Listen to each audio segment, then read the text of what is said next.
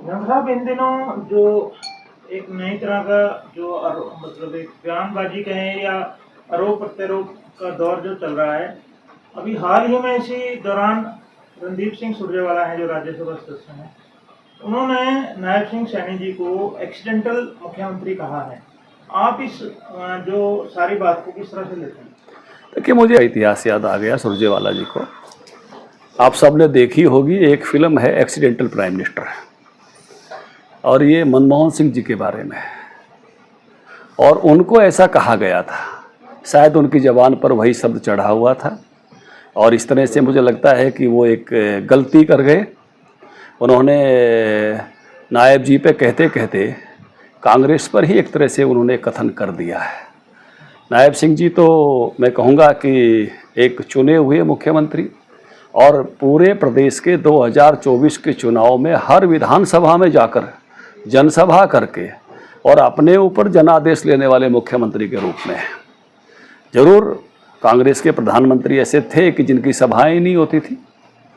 और जिनका चयन किसी अन्य कारणों से हुआ है, क्योंकि सबको मालूम है उस समय सोनिया जी खुद बनना चाहती थी, जिसमें रुकावटें आए, जिसके कारण से फिर उनका चयन उस संयोग से हुआ, और इसीलिए उन पर जो फिल्म बनी उसका नाम वही दिया गया, एक्सीडेंटल प्राइम मिनिस्टर, जो सुरजेवाला जी ने शब्द इस्तेमाल किया है। तो मुझे लगता है कि वो अपने पर ही ले गए, और उनको शायद कांग्रेस का इतिहास अपना जिया है वो हृदय में तो जमा ही हुआ है, इसलिए मुझे लगता है कि वो उन्होंने अपने पर ही एक तरह से वार कर लिया है। और नायब सिंह जी जन आदेश के द्वारा, हरियाणा के जन आदेश के द्वारा चुने गए, जनता के समर्थन के द्वारा और उसके बाद विधायकों के समर्थन के द्वारा खुद उनके ही नाम पर चुने गए शानदार मुख्यमंत्री। एक उनका ये भी कहना है कि उन्हें ढूंढ कहा गया, मतलब एक जनसभा के दौरान। देखिए, वो वीडियो मैंने देखा, तो उसमें एक तो मैं कहूँगा कि सुरजेवाला जी अपने बचाव के लिए जाति सूचक संज्ञा में घुस गए। हालांकि जो लोगों ने कहा, नायब सिंह जी ने तो कहा नहीं, केवल उच्चारित किया जो नीचे से लोग कह रहे थे, वो कार्य सूचक की संज्ञा भी हमारे यहाँ होती है। तो ये हमेशा है, जिस प्रकार से कांग्रेस का गुणगान गाने का काम करते रहते हैं, चाहे वो गुण हो चाहे ना हो, तो वो कार्य सूचक संज्ञा में उनको कहने का काम किया। नायब सिंह जी ने इस प्रकार के किसी शब्द का इस्तेमाल किया नहीं, ना वो इस प्रकार के शब्दों का इस्तेमाल करते हैं। हाँ, नीचे से जो लोग कह रहे थे उन्होंने उसी शब्द को केवल उच्चारित किया, और इसलिए, और वो भी कर्म सूचक है, मैंने कहा कार्य सूचक संज्ञा है, वो अपने बचाव के लिए वो जो है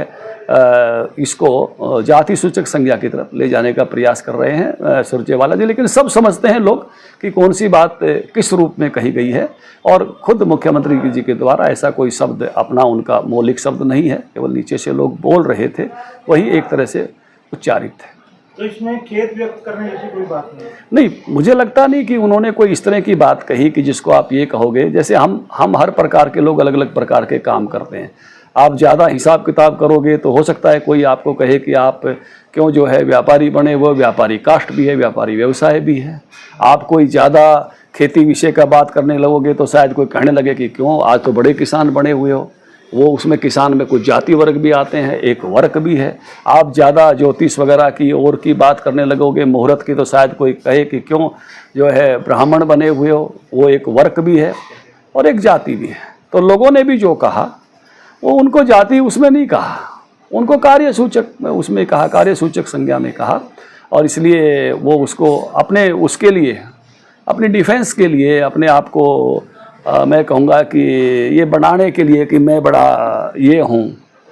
थोड़ा सा अपने को, जिसको इसमें आदमी सिंपैथी लेता है कि आपने वहाँ कहा वहाँ कहा, तो सब उसके भाव को भी समझते हैं, शब्दों को भी समझते हैं, और इसलिए उनके भाव भी वहाँ बिल्कुल स्पष्ट हैं, कोई ऐसे भाव नहीं है, ना उन्होंने उस प्रकार से कहा है, और उन्होंने केवल उच्चारित कहा है, कोई मौलिक शब्द उनका नहीं है। और तो इसलिए इस प्रकार की उसमें वो अपने बचाव के लिए घुस रहे हैं सुरजेवाला जी। कि संकल्प पत्र की जब बात आई, भाजपा लगातार ये करती रही कि विशेषज्ञों से बात की गई है,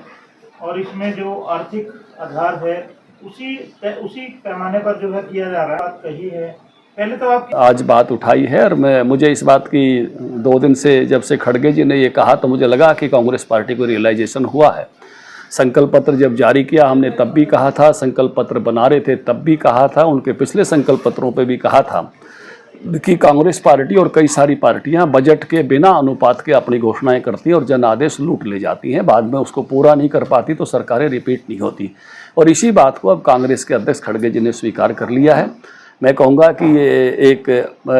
सही रियलाइजेशन है उनका अपनी पार्टी के लिए। और इसके कारण से जब हमने अपना संकल्प पत्र बनाया तो कहा था कि हमने बजट को ध्यान में रख के इसको बनाया,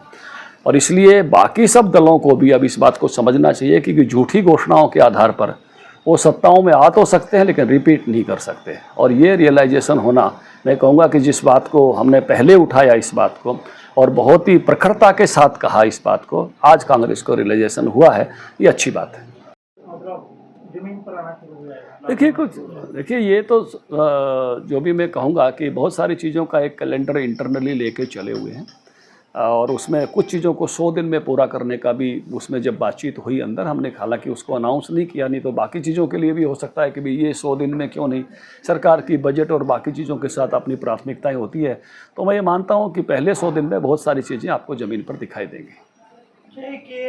आपने 100 दिन के रोड मैप की बात की,